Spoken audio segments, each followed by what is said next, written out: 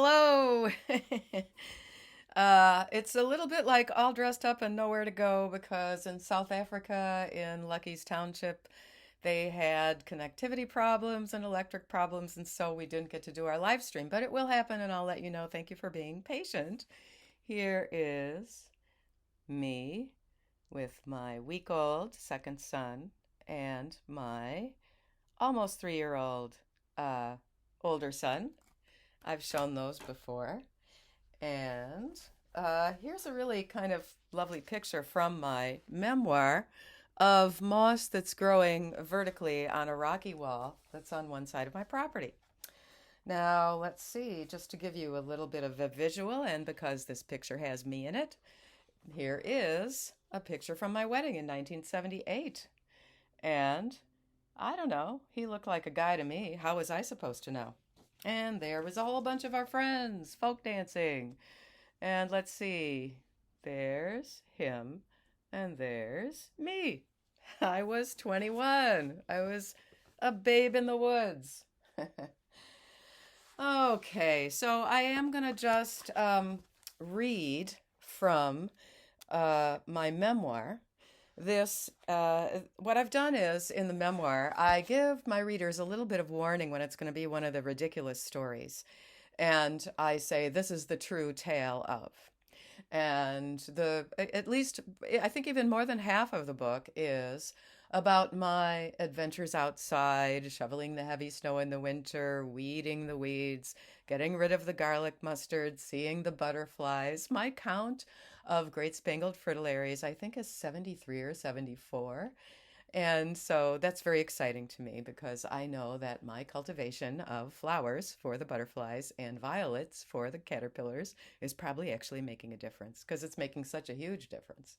It has to mean something. And I know there have to be many, many repeated studies and metadata to prove me right. I am just doing the initial observational citizen scientist work with the great spangled fritillary butterflies. All right, so this is the tale of the blue cards in New York City. Oh, I'm going to do it this way. This is probably a little bit better light-wise. In New York City school system, the blue card is a legal document. Information has a legal status regarding the child's home address, parents' phone numbers, and who is allowed or not allowed to do the dismissal pickup. It's called the blue card because it's just that. It's a big light blue index card the size of a half a sheet of paper. Despite its size, the print on it is small, the lines too close together. The parents usually have a hard time filling in all the information, including the pediatrician's name and phone number. And I, as a New York City public school teacher, had to chase down the parents and get all that information because it really was a legal document and we really, really did have to have all of the information filled out. Okay, there is one and only one blue card for each child. I know all the rules. I worked in this institution for 17 years. I sent home the reminder notes and proofread these sensitive documents every fall. Every teacher keeps a stash of blank ones to put in the backpack the minute she discerns a change in a student's life. A change of address or custody. I've seen that happen. We are required to have all the correct information. My blue card tale began at the parent-teacher conference for Elon, my older son, during the period of the initial court process. I naively and innocently believed my marriage should simply have been dissolved by annulment, but the legal slog went on and on. I served the papers in 1995. The divorce was finalized in January of 1998, and I will mention that was after something like $28,000. And there were 2 more cases. Shortly after all that started, the school attendance secretary left a message with the teacher that I needed to drop by the office on my way out. Oh, that's my new bouquet. I think you saw it last night, on top of the piano. Yes. Okay, on my way out. Thus began the annual ritual. I went into the office and this lovely, compassionate woman had the blue card Neddy had filled out and brought in to replace the one I had already provided with his information on it. Neddy was on the mother line in this card of his. And he had crossed off father in the father line, and my name was hand printed next to the words that he had written in other parent. So he dismissed me as the mother and wrote himself in as the mother. In the special instructions section at the bottom, in the same distinctive hand, appeared, "Call me first." For example, if our child is hurt or sick, which is really, really reprehensible. Reprehensible. Whoever can come first if your child is hurt or very sick and needs, to go to the emergency room or something, it should be whoever can get there first. It happened that he worked in Manhattan and I worked about, I don't know, 20-minute walk away in Brooklyn, or less, maybe 15. Let's see, Neddy had signed the card at the bottom in his newly illegible signature. He kept the same initials. Now, the school secretary I knew worked in a nursery school 3 blocks away, and the school secretary knew. I'm not even reading my own writing perfectly. Okay. The school secretary knew that I worked. I think I took out of that. The school secretary knew that I worked in a nursery school 3 blocks away and that she'd call me first if my son was sick. So, without ceremony and pretending, I felt no emotions whatsoever. I filled out and signed a new blue card with myself in the mother line. I can't recall whether I scratched out father and wrote other parent in Neddy's line. For a child's purposes, the concept that the biological father must exert the right to identify as mother on the blue card is completely immaterial to the child's well-being. This is using your child as a prop. Where am I? In fact, it is distracting and could fritter away critical time when an emergency or accident involving the child crops up. I did this card replacement again and again every year in the elementary school, the middle school, and the high schools. Anyone can get sick at any age in the school system. The last high school assistant principal wouldn't give me back the incorrect card, which completely omitted my name. And the thing is, there's only supposed to be one blue card. And he refused to acknowledge that is absolutely the case. He just kept saying, well, I given mine and you just given yours. And it's like, no. So, and he was famous in that school for all of his shenanigans because he threatened this kindergarten teacher who was beloved, he and his attorney. They made a rule that nobody can bring their attorney into the school, and as soon as it's discovered that happened, it was a big policy that got circulated around to the teachers, all because of Neddy. Neddy made himself famous as a cross-sex ideating man who pretends to be female and pretends to be a mother. He made himself famous. It wasn't me that went around trashing him. Okay, so the last high school assistant for Oren, my younger one, he wouldn't give me back the incorrect card. He wasn't sure if he should do that. He thought, by then, see, he was afraid that Neddy's attorney is going to come and say, you shouldn't have done that. That's sensitive information.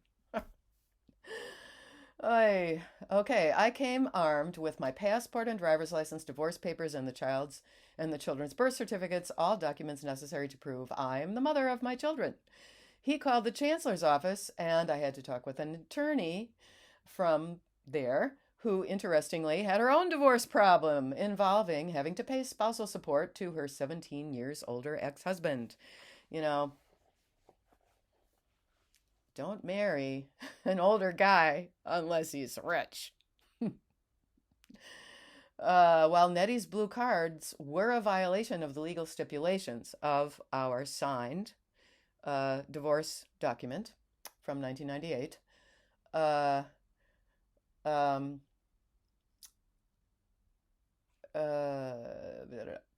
yes. Well, so they were a violation, right, of those stipulations. I figured hiring an attorney to address this would be prohibitively expensive. I kind of wish I had, though.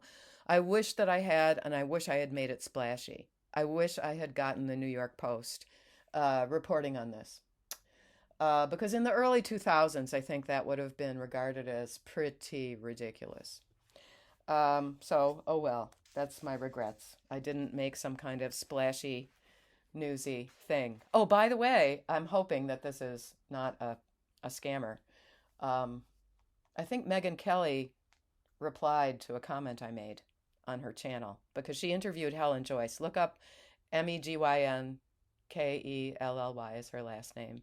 Megyn Kelly YouTube channel. She had Helen Joyce on for a lengthy interview, and it's really quite good. They didn't cover trans widows. We always get bumped, but they covered a lot of stuff. It was very good. Okay, the blue cards. My denial of it having made any emotional or psychological effect on me is my own personal legacy of self-deception. Oh God. It would have been better maybe to ask my parents for a loan and to draw my legal lines in the sand. I should have sued him for damages.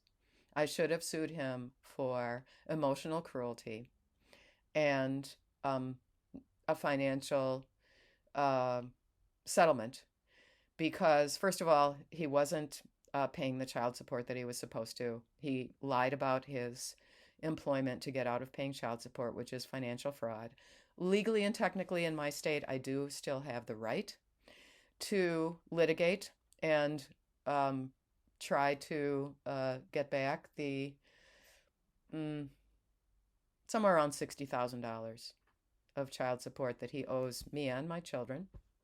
And together with the legal fees, I was out more than $100,000, but I'm okay. I know how to eat peanut butter on toast and call it dinner. Oh, and the other day, I tried on some of my 20-year-old pants and I made the assumption, ooh, there was a Great Spangled Fritillary. Ooh, that's number 74. I fit into these pants. Ha! I was like, oh, these aren't going to fit. They're just not going to fit. I mean, they're not loose. But it must have been 5 years since I put those on because I thought, oh, they're not going to fit. And they fit. Ha ha. Oh, I guess I am vain after all. Okay. Yes, well, that was when back then, in the early 2000s, sex still was the word in the law. Gender replaced sex in something like 2012 or the early teens. Now it's not legally possible in many states to be sure you are the only mother listed on your child's records in the case of a trans widow. In my book, I said grass widow. In France, a father of three recently was awarded the right to be listed as a second mère, mother, on the birth certificate of the youngest child. And it was not reported how the mother was listed because this was reported as being part of the glass ceiling. And, this story is something that I told my children, I think it was in the fall of 2021 now. And I just, I had these three, I call it the trilogy of truth. I wrote 3 emails. I included Neddy on them because I felt that he should know that I'm telling them what he did. And my children somehow thought this was really terrible that I went in proving that I was their mother with the passports and birth certificates and driver's license and so on, and the divorce papers. However, this is mother erasure. And, a lot of too many young millennials particularly, are really brainwashed in this ideology. And it's because of these tropes that keep on being repeated that if you don't acquiesce to this falsehood that anyone can ideate that they are the opposite sex and therefore they are the opposite sex, it's as if it was biology. That is this falsehood that has been accepted as if not accepting it is sexist, racist, and misogynistic, when actually the opposite is true. Um, it is really not right for middle-aged men who are at least middle class, if not wealthy, um, and they ideate a female persona, and then they insinuate that their situation is as um, as